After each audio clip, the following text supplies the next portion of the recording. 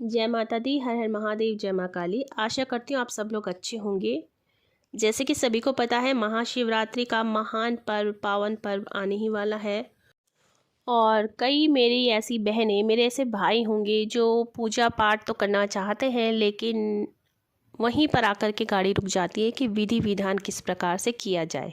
कई मेरी बहनें ऐसे भी होंगी जो पूजा पाठ करना तो चाहती हैं, लेकिन उन्हें उलझन इस बात की रहती है कि किस प्रकार से पूजा शुरू की जाए, किस प्रकार से पूजा संपन्न की जाए, यानी विधि विधि नहीं जानती। वैसे तो कहा जाता है कि पूजा पाठ में विधि ना भी पता हो तो भाव से ही भगवान जो है वो आपकी सेवा भक्ति से प्रसन्न हो जाते हैं, आपको उनकी कृपा मिल जाती है। लेकिन उस पर अगर विधि द्वारा किया जाए तो सोने पे सुहागा हो जाता है। तो शिवरात्रि का पूजन किस प्रकार से करना चाहिए, किस प्रकार से गृहस्थ में रहकर आप शिवरात्रि का पूजन कर सकते हैं, क्योंकि मेरी प्यारी सी फैमिली जो है, ज़्यादातर गृहस्थ लोग इन चीज़ों से परेशान रहते हैं कि किस प्रकार से पूजा पाठ की जानी चाहिए। और पूजा के बाद भी एक संशय मन में रहता है कि हमारी पूजा सही से हुई है या नहीं, क्योंकि मुझे आए दिन मैसेज आते रहते हैं इन प्रश्नों को लेकर के। महाशिवरात्रि की पूजा आप किस प्रकार से करेंगे? देखिए, महाशिवरात्रि में जो है ज़्यादातर तो रुद्राभिषेक किया जाता है, अनुष्ठान किए जाते हैं, लेकिन सभी लोग ऐसा नहीं कर पाते हैं। तो आप घर पर भी एक छोटी सी पूजा विधि से बाबा को और माँ पार्वती को प्रसन्न कर सकते हैं, उनका आशीर्वाद ले सकते हैं, उनकी कृपा प्राप्त कर सकते हैं। तो आप लोगों की सहूलियत के लिए सबसे पहले मैं सामग्री बता देती हूँ, आप नोट कर लीजिए कि आपको कौन कौन सी चीज़ें आपने पूजा के लिए सबसे पहले अपनी तैयार करनी है। आपको एक चौकी चाहिए लकड़ी की, 1.25 मीटर सफ़ेद कपड़ा, एक जल से भरा हुआ कलश, कलश तांबे का होना चाहिए, एक बाबा की तस्वीर अगर बाबा की हो, माँ पार्वती की साथ में हो तो बहुत अच्छा, और शिव परिवार की आपको अगर तस्वीर मिल जाती है तो सोने पे सुहागा। फिर एक घी का दीपक आपने लेना है, धूप लेनी है, फूल, सफ़ेद चंदन, बिल्व पत्र। और बिल्व पत्र की जो संख्या होगी वो आपने 108 लेनी है। 108 अगर आपको नहीं मिलते हैं तो 5 से भी आप काम चला सकते हैं, लेकिन 5 से कम आप बिल्व पत्र न लें। तो आपने बिल्व पत्र लेने हैं। आपको पंचामृत तैयार करना है, सफ़ेद चंदन आप रख लीजिए, थोड़े से अक्षत आपको अलग से रखने हैं, फूलों का हार आपको लेना है, थोड़ी सी भस्म की आवश्यकता पड़ेगी आपको तो भस्म आप रख लें, सफ़ेद फूल रख लें।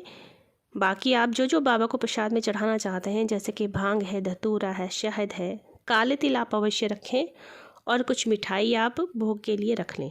इस प्रकार से आपने सारी चीज़ें इकट्ठी करनी है। और हाँ, आपने 1 रुपये का सिक्का और एक सुपारी भी साथ में रखनी है, जो आपके लास्ट में आपको ज़रूरत इसकी पड़ेगी। और 11 रुपये आपने बाबा को चढ़ाने के लिए दक्षिणा स्वरूप रखने हैं। ये सारी सामग्री आपने इकट्ठी कर लेनी है। अब मैं आपको बताती हूँ कि आपने किस प्रकार से शुरुआत करनी है। आपने सर्वप्रथम एक चौकी पर सफ़ेद कपड़ा बिछाना है, जो कि मैंने अभी बताया 1.25 मीटर, ठीक है, उसे आपने बिछाना है। उस पर चावलों से आपने अष्टदल कमल बनाना है। चावलों में आपने कोई रंग नहीं डालना, यानी ना तो आपने कुमकुम मिलाना है ना हल्दी मिलानी। चावल जो हैं वो सफ़ेद ही रहेंगे। आपने अष्टदल कमल बनाना है, उस पर जल से भरा हुआ कलश रख दें, और उसी चौकी के ऊपर आप शिव भगवान की तस्वीर भी, उसी कलश के ऊपर आपने एक प्लेट में शिवलिंग रखना है, जो कि आपने कलश के ऊपर रख देना है, ठीक है। फिर आपने तस्वीर के दाईं ओर घी का दीपक रखना है, और बाईं ओर सामग्री जो है आपकी पूजा की, वो सब आप चौकी के सामने रख देंगे। सबसे पहले आचमनी लें, हाथों को शुद्ध करें, खुद को शुद्ध करें। फिर दोबारा से आपने आचमनी लेनी है, 3 बार आपने जल पीना है। ओम नमः शिवाय कहकर भी आप जल पी सकते हैं।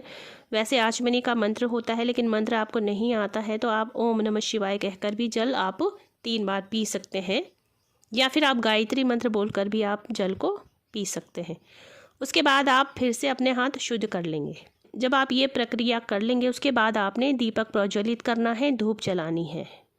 फिर उसके बाद जल और थोड़े से फूल और थोड़ी से आपने अक्षत अपने हाथ में लेने हैं, और व्रत का संकल्प लेना है। आपको व्रत का संकल्प लेकर के महादेव से कहना है, अपना नाम कहिए, पति का नाम कहिए, गोत्र कहिए, और जहाँ आप रहते हैं वहाँ का नाम कहिए। ये सारी चीज़ें कह करके आपने व्रत का संकल्प लेना है। संकल्प लेने के बाद आपने वो चावल जो आपके हाथ में है, यानी अक्षत, जल और फूल, आपने वहीं पर कलश के सामने छोड़ देने हैं। इसके बाद आपने एक बिल्वपत्र लेकर के शिवलिंग पर पानी का छिड़काव करें और तस्वीर पर भी पानी का छिड़काव करें, फिर पंचामृत का छिड़काव करें, फिर उसके बाद शुद्ध जल का छिड़काव करें। अब सफ़ेद चंदन का टीका शिवलिंग पर भी करें और इसके बाद अक्षत चढ़ाएं, फूलों का हार तस्वीर पर लगाएं, टीका भी करें साथ में। और तस्वीर पर आप हल्दी और कुमकुम का टीका भी लगा सकते हैं, क्योंकि शिवरात्रि है, शिवलिंग पर नहीं लगाना है लेकिन तस्वीर पर आप लगा सकते हैं। शिवरात्रि है, माँ पार्वती और शिव दोनों का दिन है, तो आप हल्दी और कुमकुम का तिलक भी लगा सकते हैं तस्वीर पर।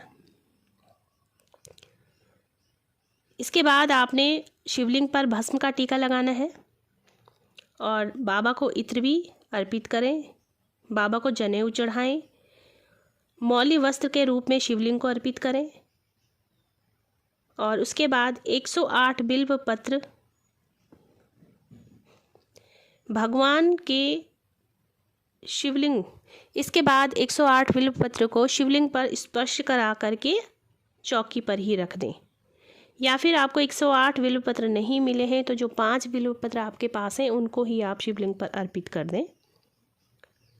सफ़ेद फूल चढ़ाएं, भांग चढ़ाएं, शहद चढ़ाएं, काले तिल चढ़ाएं, मिठाई अर्पित करें। ये सारी आपने शिवलिंग पर या तो चढ़ा दी या तो शिवलिंग को स्पर्श कराकर आपने वहीं पर चौकी के ऊपर ही साइड में रख दें। इसके बाद जब आप ये सारी चीज़ें कर लेंगे उसके बाद आपने एक बार फिर से धूप दिखानी है शिवलिंग को भी और बाबा की तस्वीर को भी। इसके बाद आपने फिर क्षमा मांगनी है। ये जो सारी प्रक्रिया मैंने अब तक आपको जितनी भी प्रक्रिया मैंने आपको बताई है, इसके दौरान आपने ओम नमः शिवाय का जाप करते रहना है। जब आप ये सारी चीज़ें कर लेंगे उसके बाद आपने वो 1 रुपये का सिक्का और वो 1 सुपारी, जब आप मिठाई अर्पित करें और जो आपने 11 रुपये लिए हैं वो भी अर्पित करें। इसके बाद जब ये सारी प्रक्रिया आप कर लेंगे उसके बाद आप 1 सुपारी जो अभी मैंने बताई थी और 1 रुपये का सिक्का हाथ में ले करके हाथ जोड़ करके बाबा से प्रार्थना करेंगे कि मेरी इस पूजा में जो भी मुझसे भूल चूक हुई हो उसे क्षमा कीजिएगा, मेरे अवगुणों को क्षमा करते हुए मुझ पर अपनी कृपा दृष्टि रखिएगा। इस प्रकार से आपने क्षमा मांगनी है। जिस समय आप क्षमा मांगेंगे उसके बाद आपने ओम नमो भगवते रुद्राय नमः या फिर श्री शिवाय नमस्तुभ्यम कह करके भगवान के चरणों में वो 1 रुपया और सुपारी आपने छोड़ देनी है। इसके बाद कपूर और घी का दीपक जलाकर आपने शिव जी की आरती करनी है। तो इस प्रकार से आपकी पूजा संपन्न हो जाती है। और यानी प्रातः जो आप पूजा करेंगे इस प्रकार से करेंगे और रात्रि की जो आपकी पूजा होगी वो आपने सब चीज़ें तो आपने चढ़ा दी है सुबह, ठीक है। तो शाम को आप बाबा को चूरमे का भोग लगा सकते हैं और शाम की बाबा की आरती कीजिए। उसके बाद आप अगर मंत्र जाप करना चाहते हैं तो आप ओम नमः शिवाय का जाप भी कर सकते हैं। श्री शिवाय नमस्तुभ्यम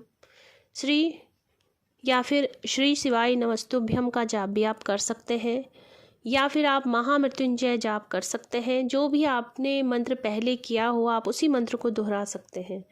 इस प्रकार से आप अपनी पूजा को संपन्न कर सकते हैं एक नॉर्मली गृहस्थ के रूप में। आगे मैं और वीडियो लेकर के आऊँगी कि जो लोग गृहस्थ में हैं वो तो इस प्रकार से पूजा कर सकते हैं, लेकिन जो लोग थोड़ा एक्स्ट्रा मतलब इससे आगे बढ़ चुके हैं वो किस प्रकार से अपनी पूजा को आगे बढ़ा सकते हैं। तो चैनल को सब्सक्राइब जरूर कीजिएगा। माँ भगवती के चरणों से जुड़े रहिएगा, बाबा के चरणों से जुड़े रहिएगा और शिवरात्रि का जो पर्व है आपके लिए बहुत ही खुशियाँ लेकर के आए और बाबा की कृपा आप सब पर हमेशा बनी रहे। जय माता दी, हर हर महादेव, जय माँ काली।